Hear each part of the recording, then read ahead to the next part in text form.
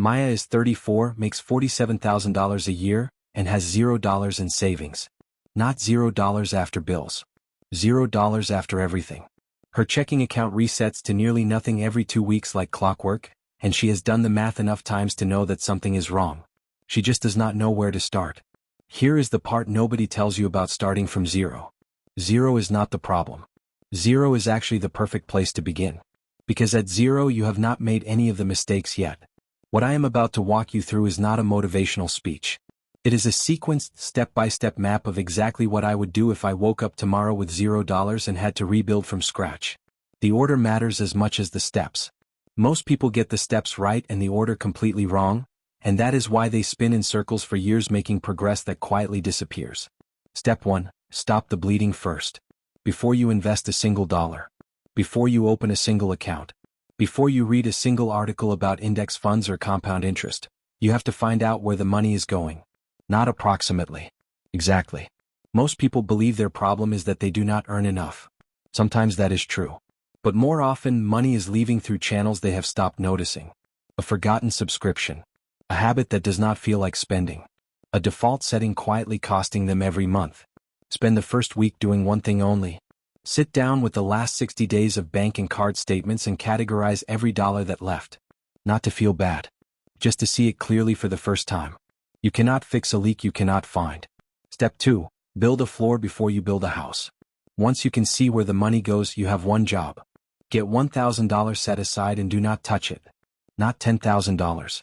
Not 3 months of expenses. $1,000. This is your starter floor. Most people skip this step because $1,000 feels too small to matter. That thinking is exactly backwards. The $1,000 matters not because of what it buys you financially, it matters because of what it does to your psychology. For the first time you stop running at zero. You have a buffer. And a person with a buffer makes completely different decisions than a person without one, because desperation makes terrible choices feel like the only options available. Get the $1,000. Treat it like a locked door. Step 3. Kill the debt running a tab against you. If you have a credit card balance at 24% interest, every dollar you put into a savings account earning 4% is losing you 20 cents a year on every dollar of debt still sitting on that card.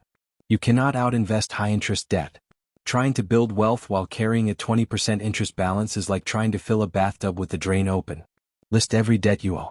Sort by interest rate, highest to lowest. Attack the top of that list with everything left over after covering your actual necessities. Minimum payments on everything else.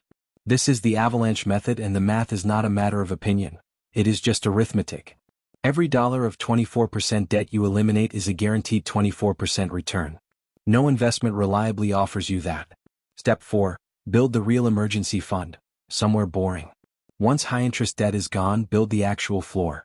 3 to 6 months of real expenses. Not income. Expenses. What does it actually cost you to live in a month if you stripped away everything optional? That number times 3 is your target. This money does not belong in the stock market. It belongs somewhere boring, safe, and instantly accessible. A high-yield savings account. That is it. The emergency fund has one job. Not to grow. To be there, completely intact, the exact day everything goes wrong at once. When this money is fully funded, something shifts. You stop making financial decisions from a place of fear. And that shift alone is worth more than any specific investment strategy you will ever read about. Step 5. Now and only now plant the seed. This is where most financial content starts. And that is why most financial content leaves people confused about why it is not working. The steps above are not optional. They are the foundation. You cannot build wealth on a foundation of untracked spending, no buffer, active high-interest debt, and no safety net. But once those are in place, the invested money gets to do its one job. Sit there and compound quietly for decades.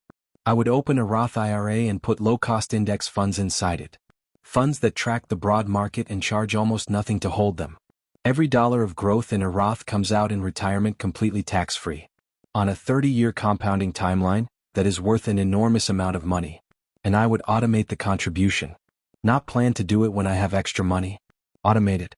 A fixed transfer every single payday before I ever feel the money arrive. Because saving is not a willpower problem. It is a system design problem. Willpower runs out.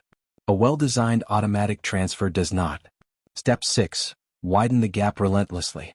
There are only 2 variables in the equation that builds wealth from zero. The gap between what comes in and what goes out, and time. Everything else is noise. Cut what you can cut without making your life feel punishing. Then put real energy into earning more. A skill that makes you more valuable. A credential that opens a higher paying door. A side income that converts extra hours into extra gap. Every additional dollar that goes straight to the investment account does not just add $1 to your future. It adds all the decades that dollar has to compound from today forward. The real value of a dollar earned at 35 is not the dollar. It is the compounding chain that dollar sets off for the next 30 years. Here is the truth this whole video is really about. Maya starting from zero is not behind. She is not broken. She is not too late. She is just at the beginning. The people who build real wealth from nothing are almost never the ones who found the best investment. They are the ones who stopped the leak, built the floor, killed the expensive debt, funded the safety net, planted the seed, automated the machine, and then simply did not stop. Most people do 2 or 3 of those things. Then they run into a setback, drain the account, and quietly decide that building wealth was never really for people like them. It is. The math works for anyone willing to respect the sequence. Zero is not a sentence. Zero is a blank page. And what gets written on it from here is entirely up to you.